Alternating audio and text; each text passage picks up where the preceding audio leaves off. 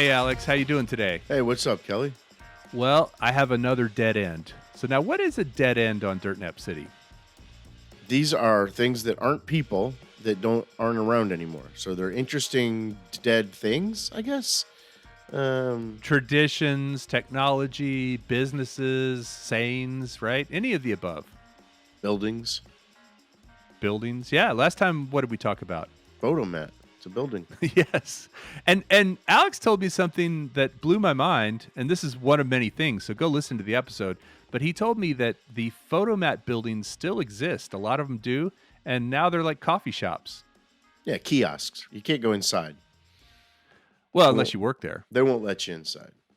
Yeah, yeah. You can't really walk up and because I mean, there's not a lot of room in those things, right? They were pretty tiny. Pretty tiny.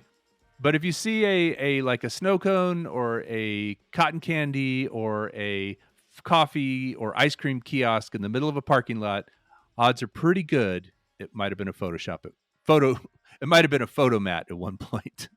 Now, do you know photomat's spelled with an F? I never cleared that up last week, but photomat's spelled with an Oh, F. that actually makes more sense in PH, honestly.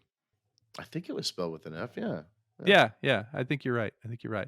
Well, this week I have something that's another dead end, but it's a dead end that actually came from other dead ends. It was sort of like a dead end that had a little cut through, and then there was another dead end, and then another cut through, and then this ended up as a dead end too. So, uh, do you remember back in the day? I think we talked about this on the music episode. You had records, right?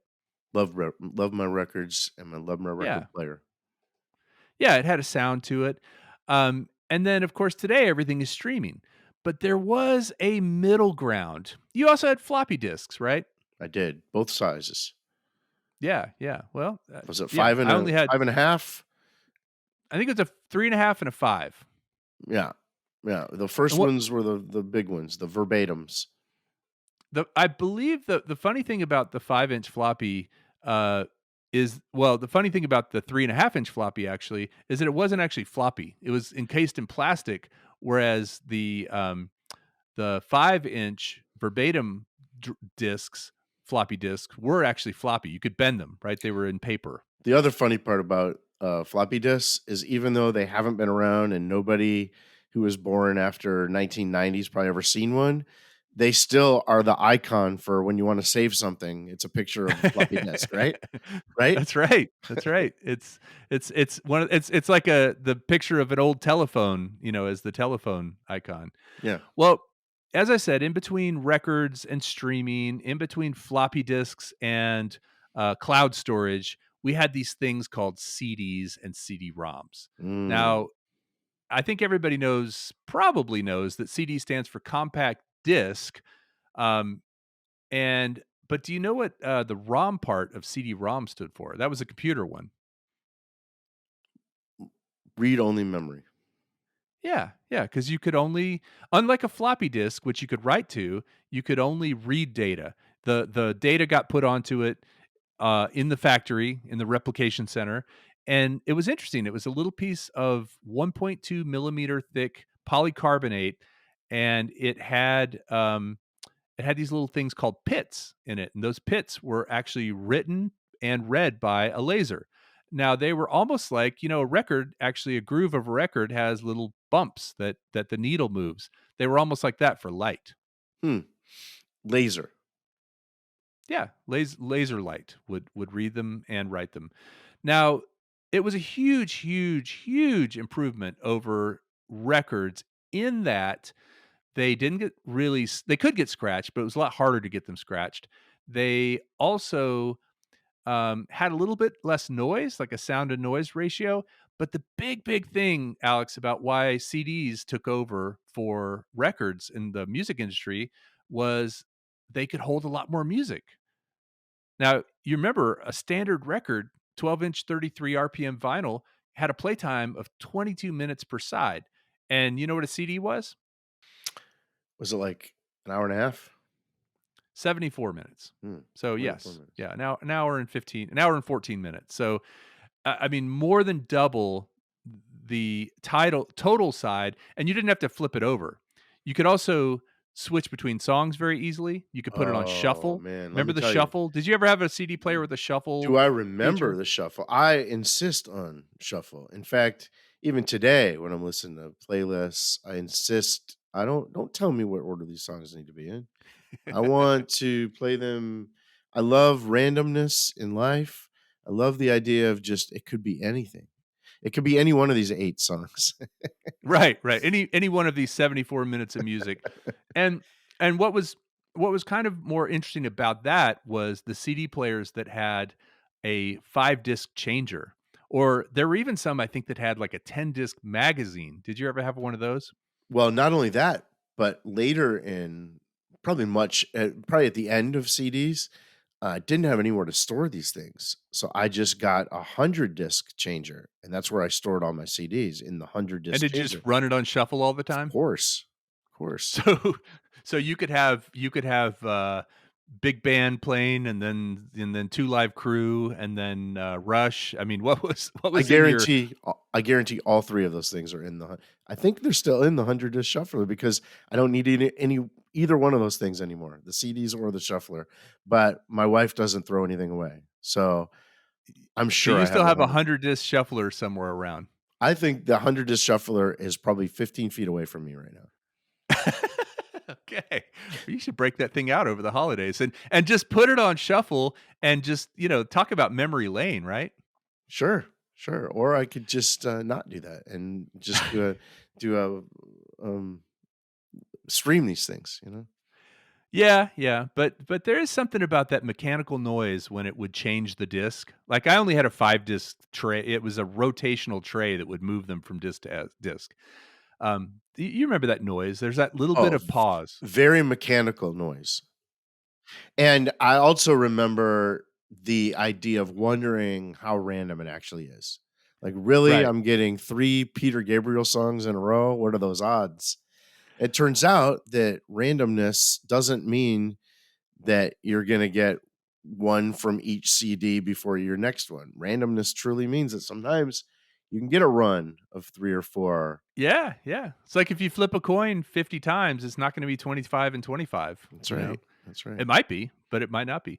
Actually, funny story about the randomness is, I had a roommate in college and after college, and we had a 5-disc changer, and there was always a Johnny Cash CD in there. It was mine, and it would, I would sometimes go over and there was the ability to shuffle between all 5 discs, and then there was the ability to shuffle just on 1 disc, Mm. and when he wasn't looking, it'd be on all 5, so we'd hear some Bob Marley, we'd hear some, some 2 Live Crew, we'd hear some, uh, uh, Tears for Fears, and then Johnny Cash would come on, and then it would just play a whole bunch of Johnny Cash songs in a row, and my roommate thought that the disc shuffler was haunted or something. He Yes, was like, yes, see, "Why does that people but he always didn't think know. I that. was going over there and pushing that button that changed it from, like, only play this disc, but it was still shuffling between, it wasn't the order of the disc, but that was always kind of fun. The compact disc was, released in 1982, and it was co-developed by Philips and Sony.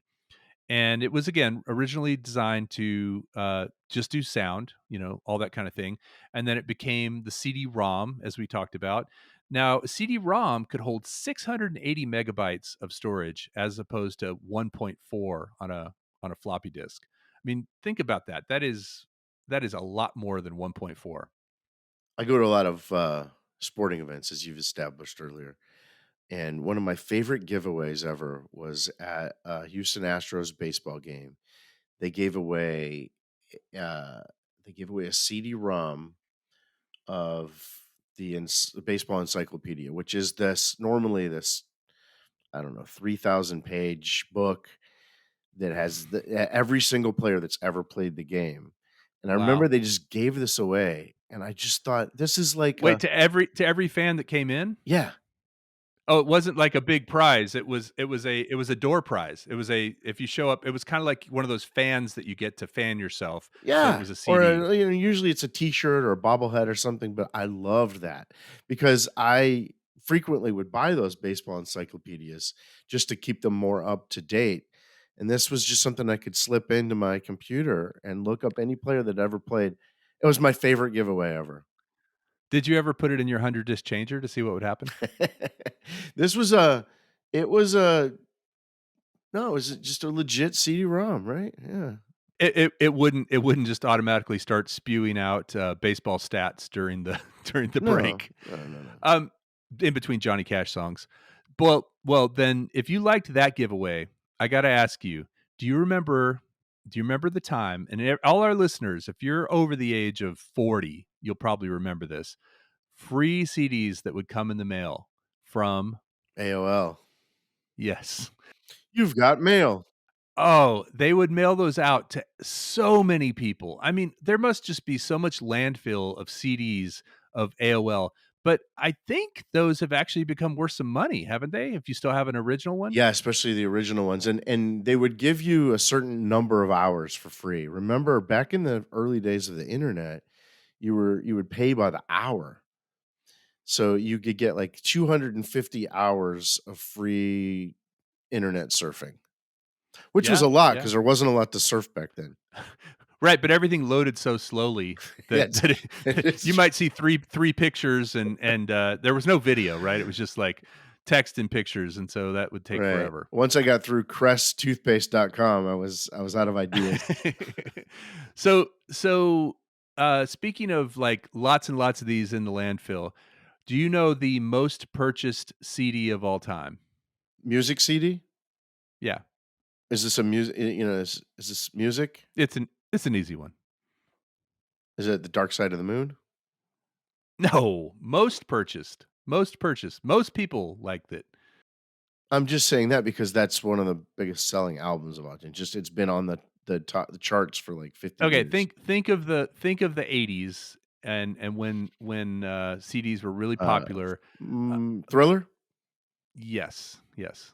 Thriller by Michael Jackson was the most purchased CD of all time.